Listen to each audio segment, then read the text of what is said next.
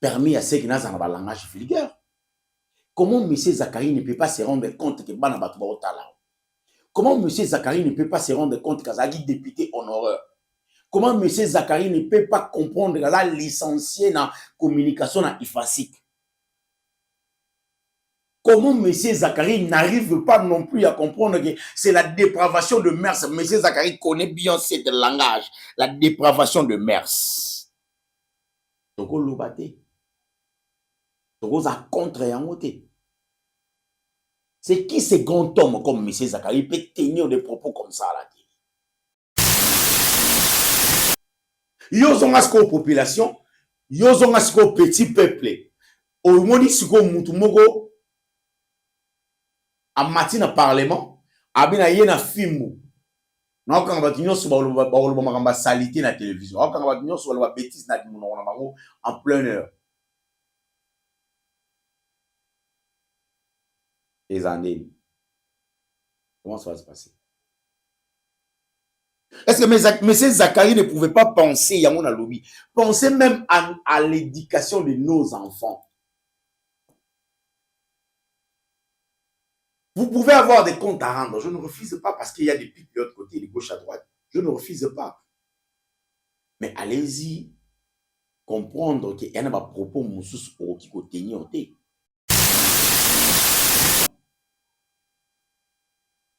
Mais ce qui est étrange, monsieur, il parle, il est tranquille. Hein? Pire encore, il le fait Nanzela. Alors ça, on a TV. Non. Alors ça, on Nanzela. Donc il s'en fout même de la population.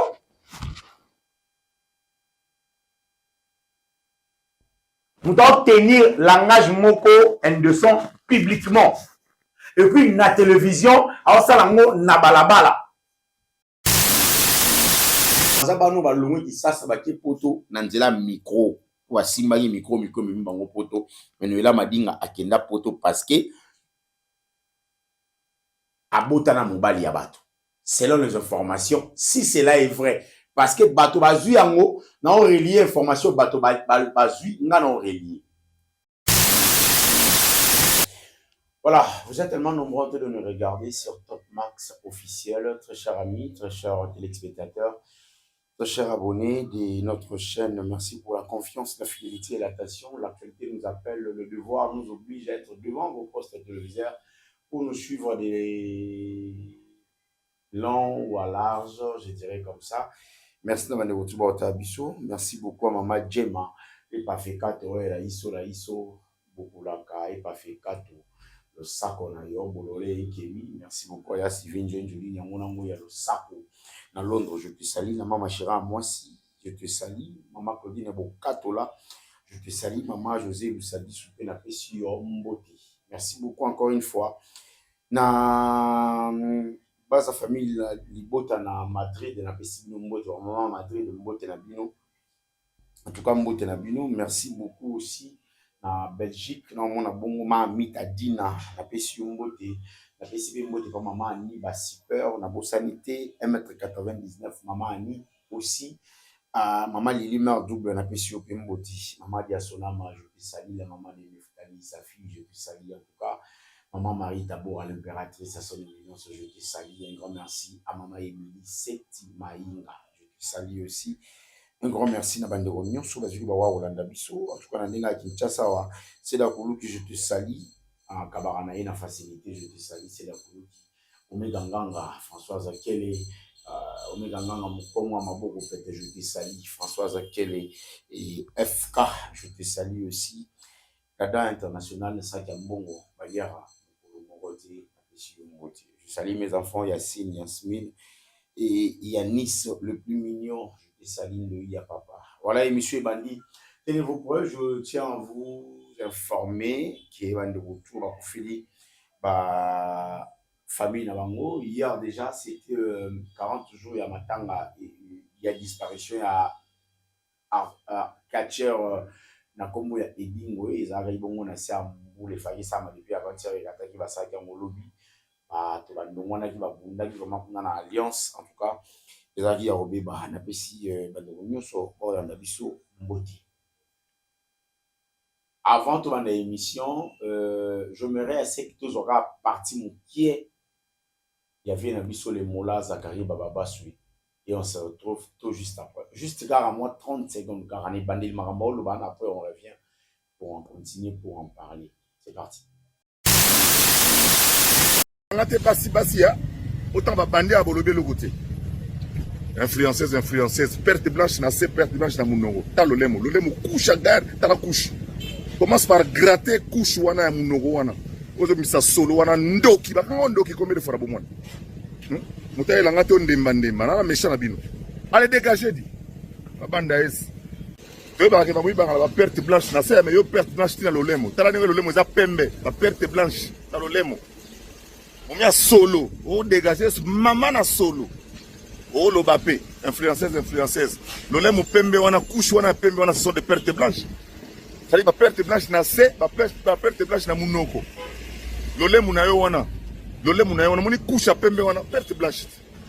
Et ça ma perte blanche. Ya wana ya wana ba yitala ka wena la rope sa pecha dimi okimar. Zachary Bababa.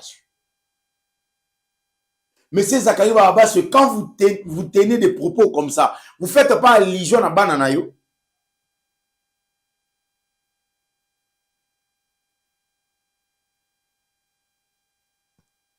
Tu ne fais pas allusion à tes petits-fils. Parce que Zachary a un colo à la coco.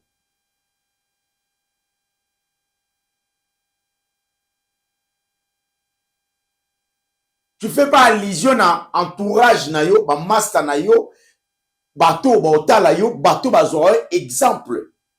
Au sara allusion na moté. So vous avez incapable à vous allusion na bateau batala yo, na bateau ba olobela yo. Pourquoi vous avez pas allusion te na biso bateau yo to lingara yo personnellement nga. Ce qui, si seulement est vrai que Zachary s'adressait particulièrement à Noéla Madinga, en disant que Noéla Madinga a exemple à suivre, ban amitié le roi, comment il s'appelle? Fifi Siwa, grâce Temo, machin, on a nyonso, Alexis, comment il s'appelle? Non, pas Alexis Wechi. Mumbai ya Pharaon, bazabano balongo qui ça va qui poto nanzela micro. Wasimba micro mimbango poto. Mais Noéla Madinga akenda poto parce que abotana mobali ya bato. Selon les informations, si cela est vrai, parce que bato bazui yango, na on relié information bato bazui nga na on relié. Bazui maramzakara oloba batie Noéla Madinga.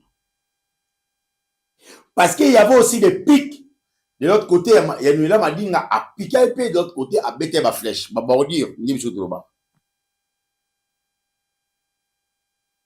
est-ce qu'il fallait Monsieur Zachary Bababa se revienne avec ce genre de propos à la télé, ça se rendre compte que Banamike ba otalango et au Panzana, sans se rendre compte qu'il y a ce qu'on appelle la dépravation de mœurs. Aux autres détruire mœurs. Ce qui monsieur Zachary Alobi, Noéla Madinga, atteint comment en tout cas. On est à propos d'un gamme. Ce qui monsieur Zachary Alobi, Noéla Madinga a exemple à suivre. A bon exemple. Est-ce que Zachary a un bon exemple? Zachary Bababa a un bon exemple. C'est un vieux que j'aime beaucoup. Je lui respecte énormément. Non, le marambo est les dit. Nazaka na propos vers tenir sur.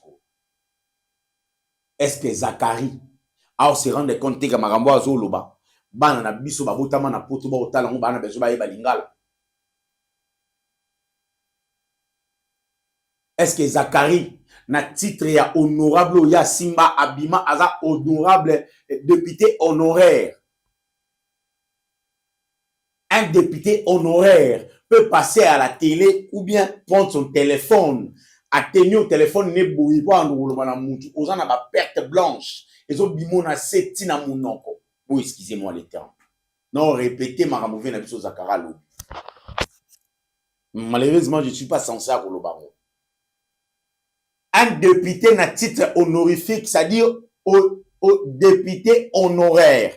C'est-à-dire c'est quelqu'un qui était au hémicycle pendant 5 ans bakanga moyibi te, bakanga problème te, balongola été, ba sanctionner été, ba faire pétition te. C'est-à-dire atikali député ti asilisi mandat na ye pendant 5 ans au peuple a sengagi. Abimi na hémicycle normal, peuple a lobby yo ozali député honoraire na biso parce que okendaki. C'est pas le monsieur qui est oh yela biso na fimbu na parlement. Yo zonga sko population, yo zonga sko petit peuple. O moni siko mutu moko a mati na parlement, abina ye na fimbu. Na okanga batu nyonso ba makamba salité na télévision. Okanga batu nyonso ba bêtise na dimono na bango en pleine heure. Les années. Comment ça va se passer? Est-ce que M. Zakari ne pouvait pas penser, Yamon lobby, penser même à l'éducation de nos enfants? Vous pouvez avoir des comptes à rendre. Je ne refuse pas parce qu'il y a des pics de l'autre côté, de gauche à droite. Je ne refuse pas. Mais allez-y comprendre qu'il y a des propos qui sont tenus. Ma propos n'y sont tenus, des propos il faut tenir. Il y a d'autres propos où il y a des propos qu'on peut tenir en monté parce que vous allez être difficile. Mais monsieur l'honorable honoraire, monsieur le député honoraire, a aussi des amis députés dans l'hémicycle Lelo, a aussi des amis DG à l'entreprise, a aussi des amis députés, ministres, machin, camarades de ministre, Mouto Azala député. Donc, Mboko Nabiso et là qui s'abisso, Zakari, il est allé plus loin à la qui s'abisso que Mboko Nabiso, ils ont mélangé le chance et le Pamba. On a peine à mon soda. Papa n'a pas la garde civile à l'époque, on avait un Ibou. Baza premier parachiste. Bataillon à Balman. Oba outil formation pas allemand ba yé maman a boire qui bon ba parachiste mon père fille en militaire ça dit na ba respect na kolina kanté na ridiculiser pe ba kolina kanté bana ba soda ba kolina kan parce que ba papa ba soda ba vana na kan ngana mona soda mon père s'appelait Serpent ba camarade papa na ba yebi mon père s'appelait Serpent. Je suis très bien éduqué. Après un moment, mon père est parti. Il m'a laissé à l'âge de 8 ans. Quelque chose comme ça. Mais la salle à propos, mon côté, on a télé à propos, mon côté, la télévision, oui, ils allaient. Et au côté de la réputation à papa, toi et maman, tu vas te voir comment calculer que Basoda va beaucoup la rabana bien dit. Non. Vénèpso Zakari, à sa grand frère, on a biso, parce qu'il y a moi, on a soda. Bana soda to benga na kabaya na baleki dono ana olo bana yana nga no olo bana yana nga Zakari parce que adam mwana ya soda il est dit à haute voix il est fier d'être un enfant de militaire idem que moi aussi je suis très fier d'être un enfant de militaire mais ça fait très mal être un enfant de militaire ne veut pas dire faux ça en langage vulgaire non. Vous avez un soldat qui coule dans le camp, qui na camp Tchatcha, qui na camp Mobutu, qui na camp Bumba, qui na camp Babylone, qui na camp Seta, et il m'a lakisate. Qui na camp Mufumula, et il m'a lakisate. Qui na camp Pem, et il m'a lakisate. Qui faut dans un langage de vigueur. Il m'a lakisate, qu'il faut manquer ba serre na ba vie ba respect facilement. Et vous l'acceptez qu'il faut tenir ma propos exact contre la mœurs. Et vous l'acceptez qu'il faut y un téléphone on va tenir ma langage. Il y a diminuer ces mots petit dans niveau où ba bêtise, il y a où ba avant où on ba keni non on va perte blanche nous a ranassé kangami moi si solo. Je suis un enfant de militaire. Papa n'a pas soda. Père à son âme monsieur Serpent yam Bempechi. Papa n'a pas allé soda. Le col n'a pas langage vulgaire. Cause à moi, na soda n'a rien à voir à être mal éduqué. Cause à moi, na soda n'a rien à voir à yarouya, cause à la impoli. Non. Par contre, ba soda ba boko la ba na bango bien, je sais pas aujourd'hui. Biso za ba na soda ba redi ya misi ba ve na biso quadra mo pao, bando ya chez biso papa na biso na Royal na Lubefu. Na Royal. Mon pao ba ya chez biso parce que père na biso za yi ibu, c'est rien na Lemba, chez biso résidence et résident, chez grand-mère na Lemba. Pillage à 91 côté na ba pillate. Si pour toi on a mis ce côté na fort ba pillate parce que ba ibe que serpents à la wana, so meki au lukao.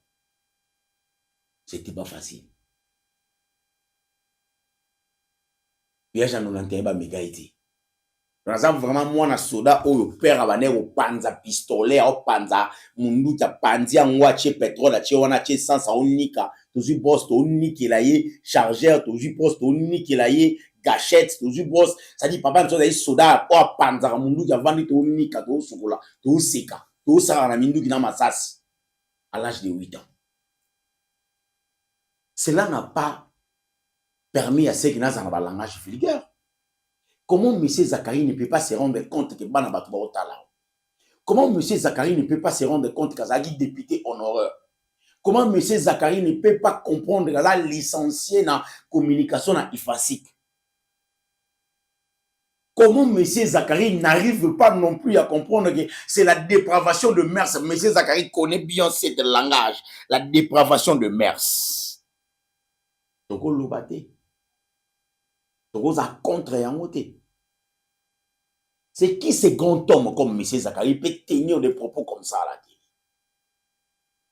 Parce qu'aujourd'hui, il n'y a pas seulement télé au clan de la télévision à Kinshasa, place papi mo masala rato wilika et mettons là le problème de la télé. Non, à part on a aujourd'hui l'internet, médias numériques, médias numériques.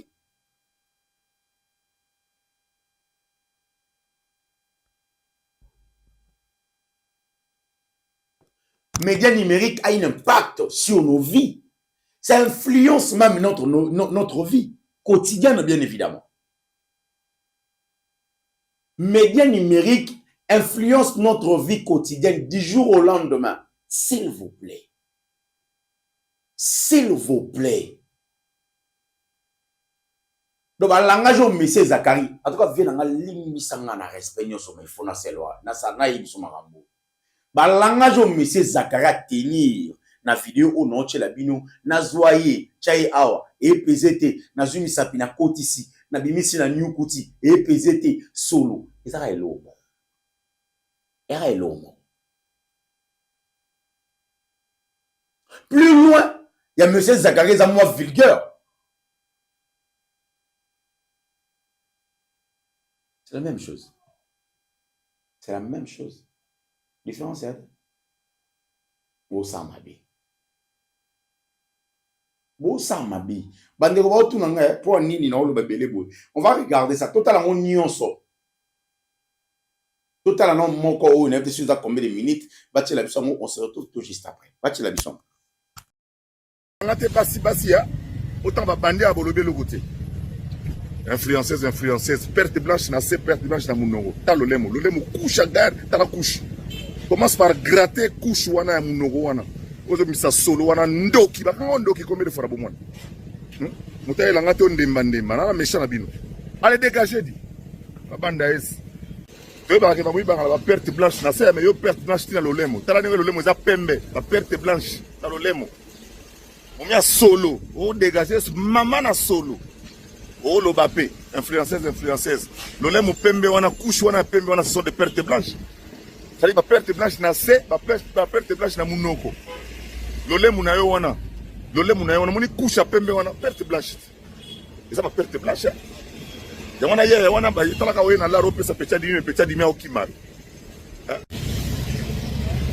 Wana kata kinya. Alobi lobby ekoleka lelo.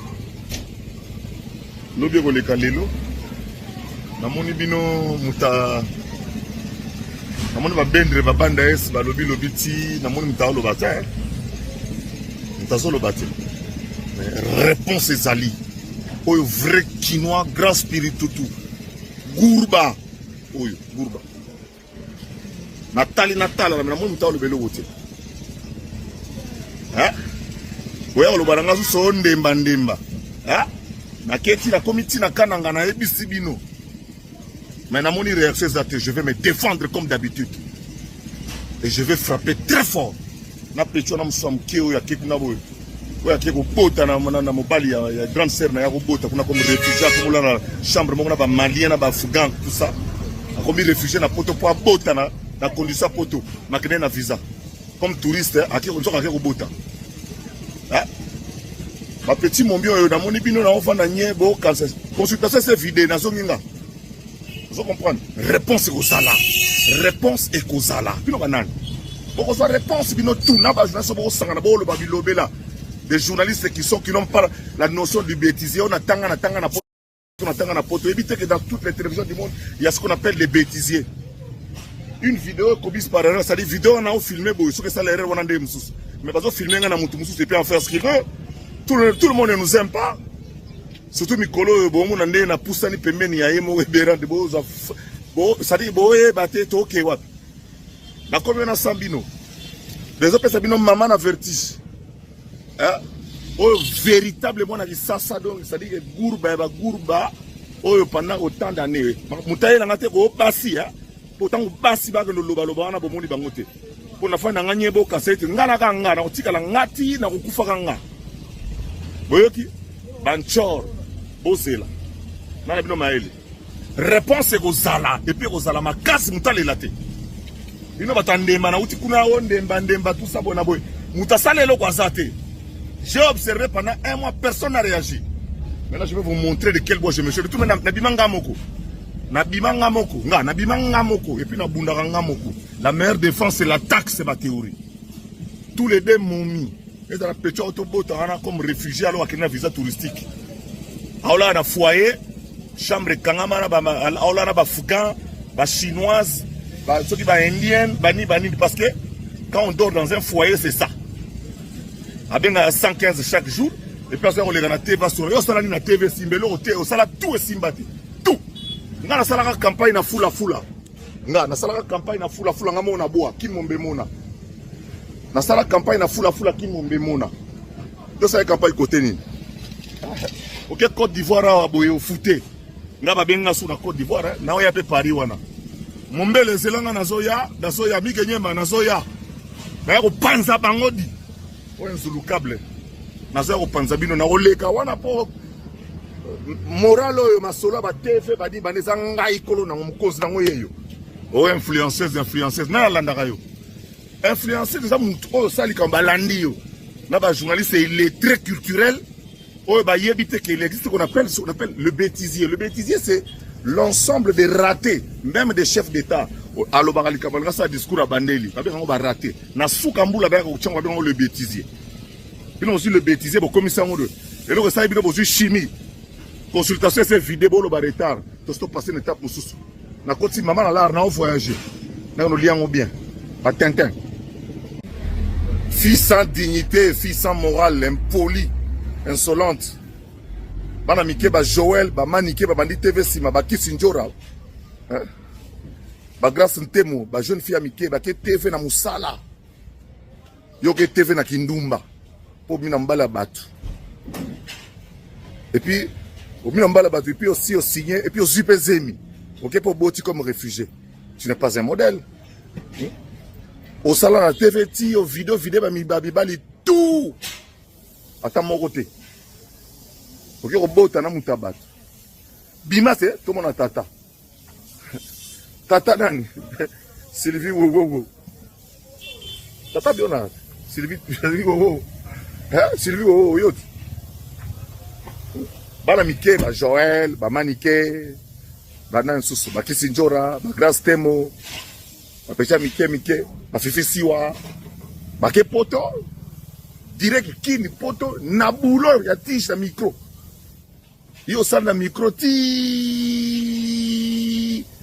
okobota na pera bato tu n'es pas un modèle yo petit dépenser ba mbongo pamba talaka momi me bakimi yo yo ba ke ba ba perte blanche na se mais yo perte blanche na lolemo tala ndenge lolemo za pembe ba perte blanche na lolemo momi a solo o dégager maman na solo Oh l'obapé, influenceuse. L'olé mon pembe wana couche wana pembe wana ce sont des pertes blanches. Ça dit ma perte blanche na se, ma perte blanche na munoko. L'olé mon ayo wana. L'olé mon ayo wana moni couche pembe wana perte blanche. Et ça ma perte blanche. Ya wana ba yitana ka we na la rope sa pecha dimi okimari. Faut tellement donc ozo dégager. Ozo dégager maman na solo. Faut momi. Yo ozo jolo wanga yo. Nengo zawana. Au Katani na tous les 4 élections. On est là dans il faut de ces les gars ya na petit. Na petit bo sara na ya. Yo ba bitumanga na bunda na kinyo pe na longa. Nga. Baba tente mo sara na te. C'est quoi avantage na ngani? Avantage na ngase nchike toboka ki yanke pe zalaka. Pona pe na vrai yanke na sala biyoma na kinyo pe simba. Président Betuli a biyoma ya au niveau. Vous comprendre? Gourba pena gourba o pena gourba ya gourba.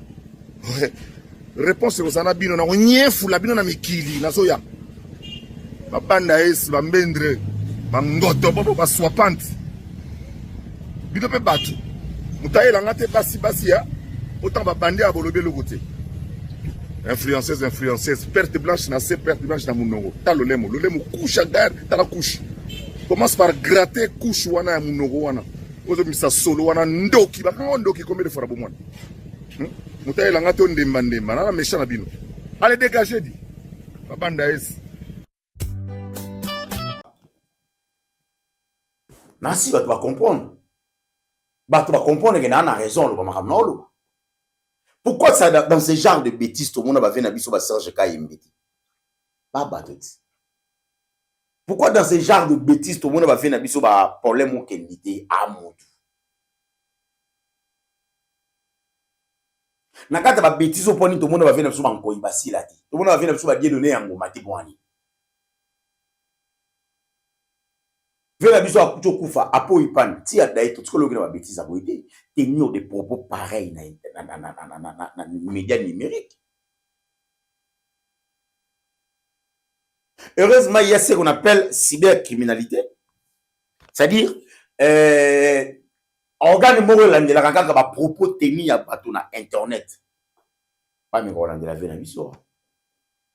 Pas me robenga na vie ba interpeller ba bisa ba propos tenus yo eza bien té. Atamba moto to komona Zakaria c'est ce qu'ils a bien en tout cas ba ndeko ba propos na tenaki pona boy olimbisa nga na rectifier. Non. Monsieur Zakaria il est allé au-delà. Bako interpeller monsieur Zakaria. Attends ndenga ki master. Que monsieur Zakari ba propos tenaki yo eza malamu mingi te. Nga na cheka ateka lobela ki Noela na cheka ateka lobela ki ce soit. Non. Nga na cheka ba propos teni na munoko ya monsieur Zakari ba baswe c'est indigne. C'est irresponsable.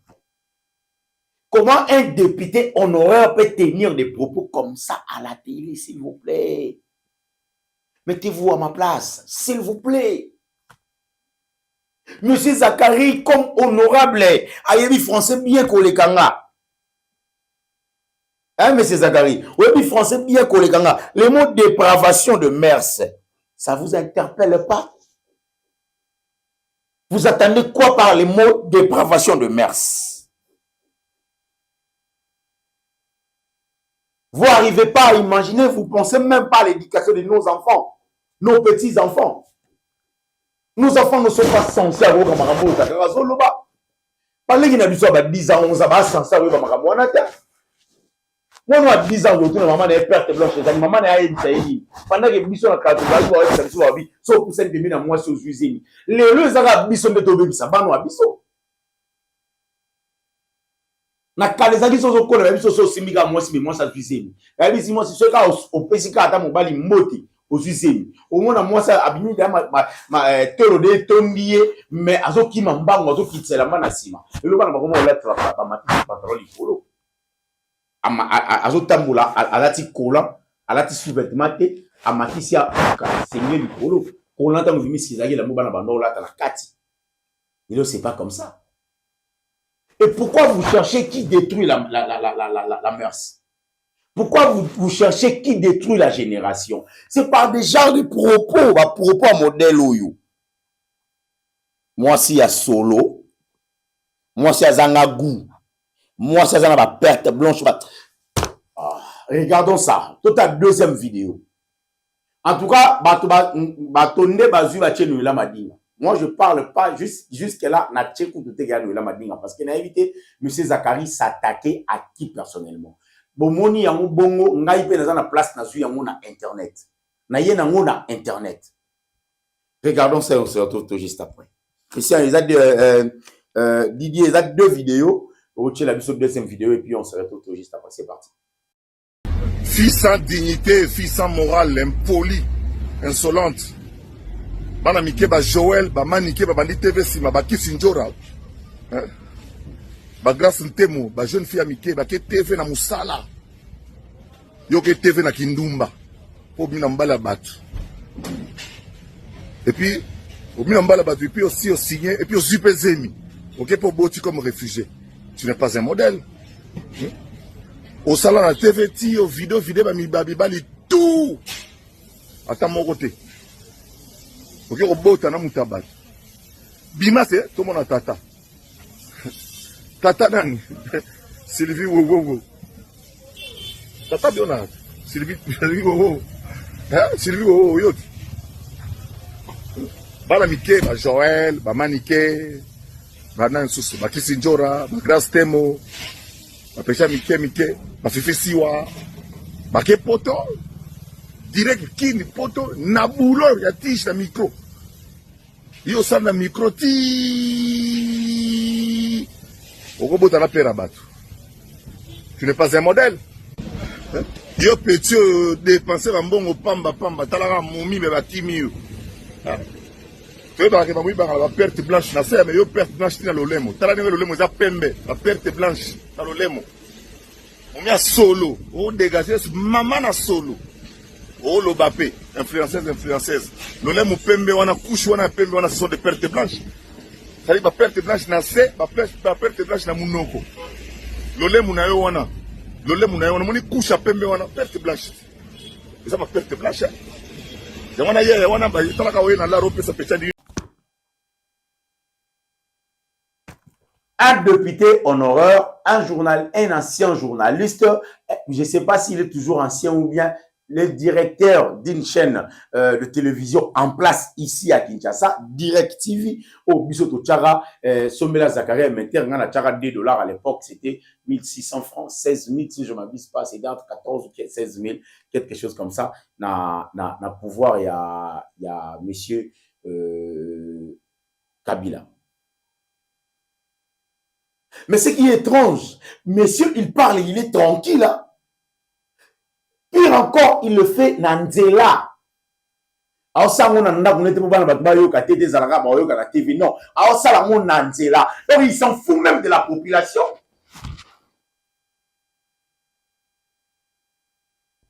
Nous devons tenir langage moko indécent publiquement. Et puis, la télévision, alors ça, on na balabala. Personne n'est là pour défendre. Personne n'est là pour interpeller, même amicalement. Interpellez votre ami. Interpellez non. Interpellez votre ami parce que biso to na bana. Elenga Kongo ba papa na so bandolo bana biso bango ba vivre on te biso le to vivre ngo. Biso yo to koli to komo ba pe na bana biso to vivre elenga Kongo te bino ba vivre ngo. Génération mini to tike na mboko. Pendant que nous avons un député honoraire qui se permet de passer à la télé numérique, pour avoir ma bêtise. Après, la bande va retenir Nini na Moutou, bande va diriger Mboko. Parce que éduquer bien un enfant aujourd'hui, c'est préparer un avenir meilleur pour lui. Ils ont préparé le président de la République démocratique du Congo. Ils ont préparé le premier ministre. Ils ont préparé le député. Loko la Zachary Baraba, c'est le député honoraire. Viens dans Limbi Sanga na mingi. Limbi Sanga yo mo commandé dans cette émission. Limbi Sanga na ba respect na fait ça raover. Mais n'a pas obligé. Loi yemo monsieur Zachary Zaki honorable député honoraire. Azad député honoraire Tisiko. A pensé que après hier, ba député Moussoufou Babima. Ba député Moussouba bima na makambo na mutu na bango. Bon exemple, monsieur Zakari. Tout ça, ah, ça fait très mal. Ça fait très mal.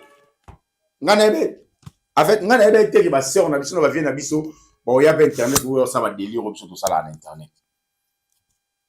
Biso ça là ngo moi bien, ba délire ngo. Tout ça là ngo moi bien mais aller au-delà na éviter ngana on a vana na internet pour na ba makambo fait la biso lobby. Pourquoi je le fais pas? Parce que je regarde aussi personnalité d'anga. Nana ngana personnalité mingité. Mais na ko ba ni makambo sorti. Merci beaucoup à Dadju qui était à la prise de vie. Merci beaucoup aussi à Didier Mbappé qui était à la réalisation, à la régie finale plutôt. On se voit très bientôt. À très bientôt. Vous êtes tellement nombreux en train de nous regarder. Merci encore une fois pour la confiance, la fidélité et l'attention que vous avez vis-à-vis de nous. Très chers amis, très cher Internet, disons un grand merci à maman bébé Djema, je te salue. Un grand merci aussi à maman Sylvine Jolie, Nyango Nango Yalosako, Ilonga Bako Langankaonga, maman bébé Djema, Losako na yope, Bolole Kemi, Zobandengai. On se voit très bientôt. Au revoir. Si vous écoutez dans l'émission, maman, s'il vous plaît, qu'on l'accès ma vidéo. Parce que M. Zakari, il ne s'est pas rendu compte de l'éducation à ma fille. L'éducation de ma fille a dépend.